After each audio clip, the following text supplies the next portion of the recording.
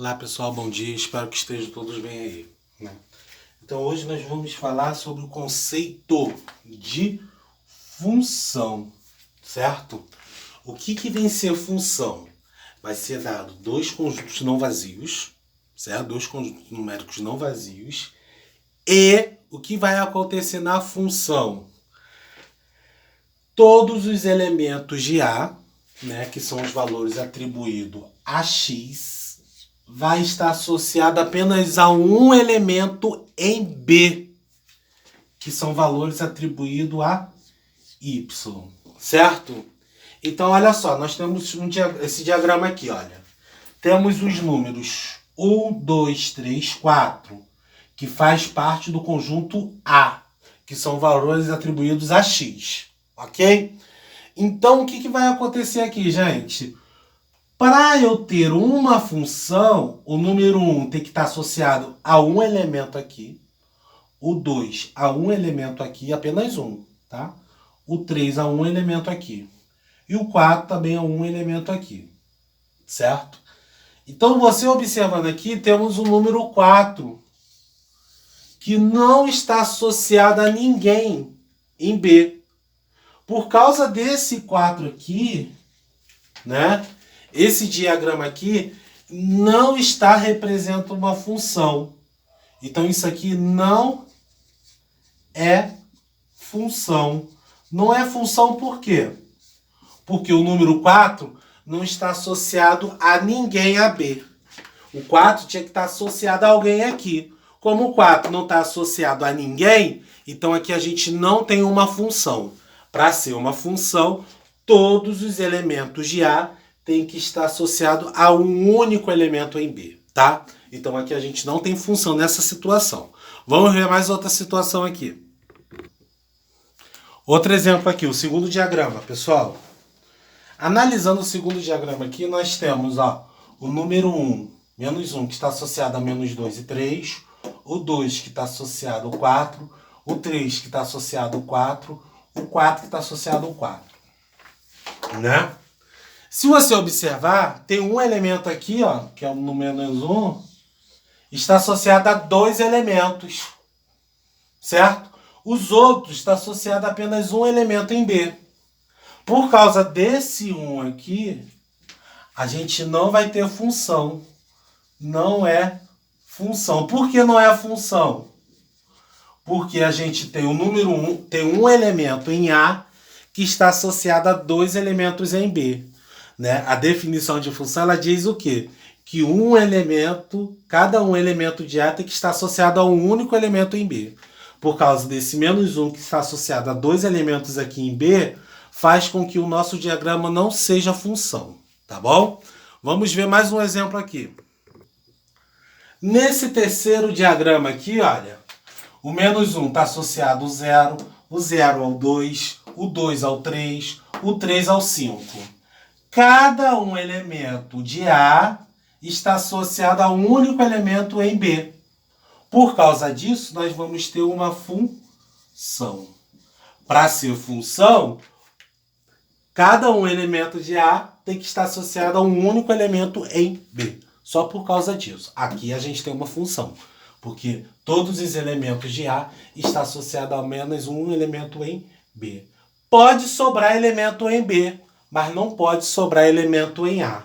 O elemento de B pode estar associado a dois elementos de A, mas um elemento de A ele não pode estar associado a dois elementos de B, tá bom? Para ser função, temos que ter isso. Temos que ter isso em mente. O conjunto A, cada elemento do A tem que estar associado a um único elemento em B, tá bom?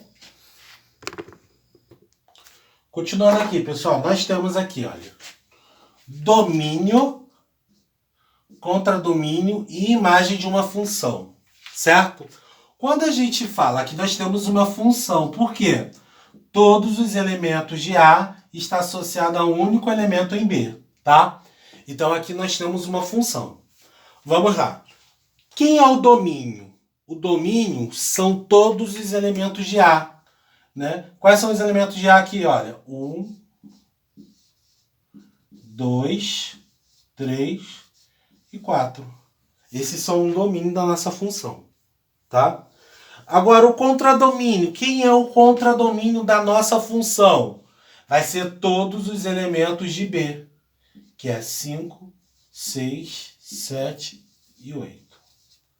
E a imagem? Vai ser apenas aqueles valores de B que está ligado a alguém de A, certo? Então, quais são aqui? O 5, o 6 e o 7. Ó, o 5 está ligado a alguém em A, o 6 está ligado a alguém em A e o 7 está ligado a alguém em A. Só o 8 que não. Então, o 8 ele não vai fazer parte da nossa imagem. Ah, professor, sobrou elemento em B. Por que é a função? É a função pelo simples fato, olha, de todo mundo em A está ligado a alguém em B. Por isso que é a função, né? Pode sobrar em A, em B, só não pode sobrar em A, tá bom? Continuando aí, pessoal. Agora nós vamos ver algum exemplo aí para poder simplificar a nossa vida aí na hora de resolver os exercícios, tá? Temos aí no passo a passo a seguinte, ó.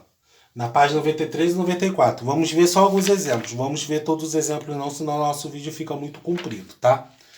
No primeiro exemplo a gente tem assim, pega o livro lá rapidamente, dá um pause, pegou o livro, abriu na página 93. Exemplo 1 do passo a passo, tá assim, olha. Dados os conjuntos A, vamos lá, coloca aqui A, que é 1, 2, 3, 4. E B,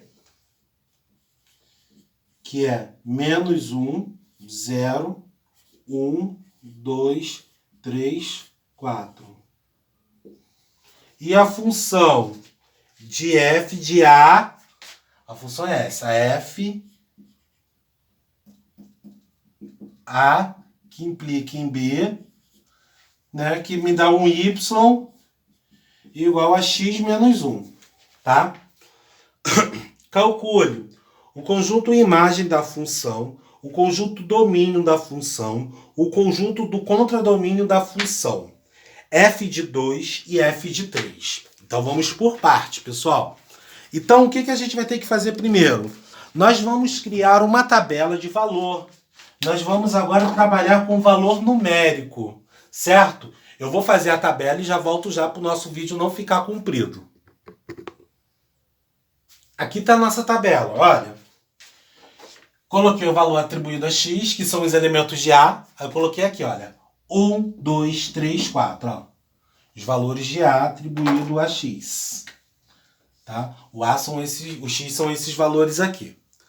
O y vai ser valor que vai sair daqui de acordo com a nossa função, tá? Lembrando que o y ele pode ser o y, agora que a gente vai trabalhar com o f de x, né? Vai ter situação que você vai ter f de x e vai ter situação que você vai ter y. Y e f de x são a mesma coisa, tá? Então, olha só. Começando aqui, gente. Eu quero saber qual é o valor de y. Quando x for 1, quando x for 2, quando x for 3, quando x for 4. A minha função é essa. O valor de y é igual a x menos 1. Então, vamos lá. Quando x for 1, eu vou ter 1 menos 1, que vai dar 0.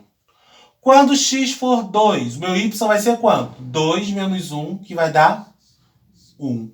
Quando o meu x for 3, meu y vai ser 3 menos 1, que vai dar 2. Eu estou diminuindo aqui, olha. O x com o 1, ó. O x aqui, ó, com o número 1. Por isso que está dando isso, ó. 1 menos 1, 0. 2 menos 1, 1. 3 menos 1, 2. 4 menos 1, 3. Certo? Então, esses números aqui são os valores atribuídos a x, a y, tá? Então, esses valores aqui de vermelho são valores atribuídos a y de acordo com a nossa função aqui. Beleza. Aí agora vamos responder as perguntas que está pedindo aí. Na letra A, ele está falando assim, olha, respondendo. O conjunto imagem da função. Então, coloca aqui, olha, abreviação de imagem da função. Vai ser quem? 0, 1, 2, 3. Essa é a imagem da função. 0, 1, 2, 3. Letra B. O conjunto domínio da função. O domínio da função são os valores de x, que é 1, 2, 3, 4. 1, 2, 3, 4. Letra C. O conjunto contradomínio da função. O conjunto contradomínio da função, sabe o que vai ser? Todos os elementos de B. Que no caso vai ser menos 1, 0, 1, 2, 3, 4. Letra D. Ele está falando f de 2. Beleza, ele está falando quando x for 2. Vamos lá. X é 2, ó. F de x, ó. Trocou o x pelo número 2. Quanto é que vai ser? Se ele está falando f de 2, ele está falando o valor de y quando x for 2. A gente já sabe, olha. X é 2. O f de 2 vai ser 1. F de 2 é igual a 1. Letra E. Ele está falando f de 3. Ou seja, ele quer saber o valor de y quando x for 3. Aqui, ó. X é 3, então o y vai ser 2. Pronto. Respondido essa questão. Tá? Então, toda vez que ele falar de f de x, está se referindo a y. Aí, quando aqui dentro do parêntese tiver o número, esse número que está dentro do parênteses aqui é o valor de x. Então, vocês têm que ficar ligados a isso, tá? Então, pessoal, não adianta vocês não terem assistido a nossa primeira e a nossa segunda aula sobre produto cartesiano e sobre relação, né? Que quando chegar nessa parte vocês vão ficar perdidos. Então, vocês têm que assistir todas as aulas que eu dei aí até agora, tá? Agora nesse terceiro bimestre, senão vocês vão ficar perdidos, tá bom? Continuando aí. Continuando, aí nós temos aqui, olha.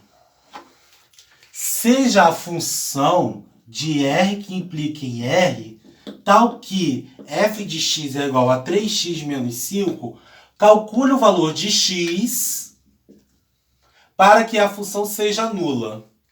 Né? Ou seja, ele está falando que esse f de x aqui, olha, ele vai ser 0. Quando se fala nula, está falando que é 0. Né? Então, ele quer que eu encontre o valor de quem? De x. Então, o que você vai fazer? Tu vai substituir, olha. Temos aqui, olha, f de x é igual a 3x menos 5. Aí, o que você vai fazer? O f de x é igual a 0. Tu vai substituir esse f de x aqui por 0. Aí você vai ficar com isso aqui, olha, ó. 3x menos 5 é igual a f de x, que é quem? 0. Porque a questão está falando que esse f de x é 0, olha. É nulo. Então agora é só você resolver uma equaçãozinha do primeiro grau. 3x é igual a 5. X é igual a 5 terços. Pronto. O x ele vai ser 5 terços para que o meu f de x, ou seja, o meu y seja 0. Tá bom? Resolvido. Só isso. Mais nada. Continuando, pessoal. Vamos lá. Temos essa questão aqui, olha. A terceira questão aí do nosso passo a passo. A fórmula D é igual a n, que multiplica n menos 3 sobre 2. Expressa o número de diagonais de um polígono convexo em função de n lados. Calcule o número de diagonais do pentágono e do hexágono. Ou seja, esta aqui é a nossa formulazinha. Ele quer saber o número de diagonais, né, que eu vou ter em um pentágono e o número de diagonais que eu vou ter no hexágono. Essa aqui é a nossa função, tá? Então, o que vai acontecer aqui? O D, ele está no lugar do Y. E o N, ele está no lugar do X, tá? O N, ele indica a quantidade de lados e o D, ele indica a quantidade de diagonais. Então, quando eu tenho um pentágono tem quantos lados? 5 lados. E o hexágono, ele tem 6 lados.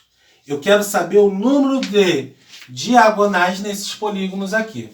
Então, o número de diagonal, que é f de n, vai ser igual a n, que é 5, que multiplica 5 menos 3 sobre 2. Aí, olha só. 5 menos 3 dá 2. 2 dividido para 2 dá 1. Então, eu posso cortar esse com esse. Então, o número de diagonais de um pentágono vai ser de 5 diagonais. Agora, o número de diagonais de um hexágono. Mesma coisa. D vai ser igual a N, que é 6, vezes 6 menos 3, sobre 2. 6 menos 3 dá 3, certo? 6 dividido para 2 dá 3. Então, vai ficar 3 vezes 3. Então, D vai ser igual a 9 diagonais. Determinei o número de diagonais desse polígono. Esta questão, gente, ela é importante pra caramba. Se ela é importante pra caramba, vocês copiem no caderno de vocês e deixam lá, né? Quem me conhece já sabe quando eu falo isso. Quando ela é muito importante, o que acontece com ela. Beleza. Vamos para mais um exemplo.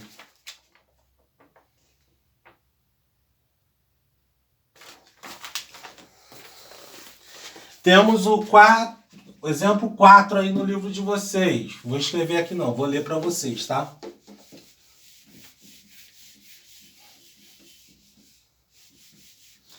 O exemplo 4 está assim, olha. De acordo com os diagramas abaixo, qual é a lei de formação dessas funções? Tá? Então vamos lá, nós temos o diagrama, o A e o B. Menos 1, 0, 1, 2. Menos 1, 1, 3 e 5. Ligado aqui, ligado aqui, ligado aqui e ligado aqui. Né? Então vamos lá, nós vamos saber a lei de formação. Qual é a função para obter isso aqui? Né? Então vamos lá. Nós temos x igual a menos 1. Certo? Y é igual a menos 1 também. Então, de cima disso aqui, nós vamos ter a nossa lei de formação. Certo? A nossa lei de formação, ela acontece da seguinte forma.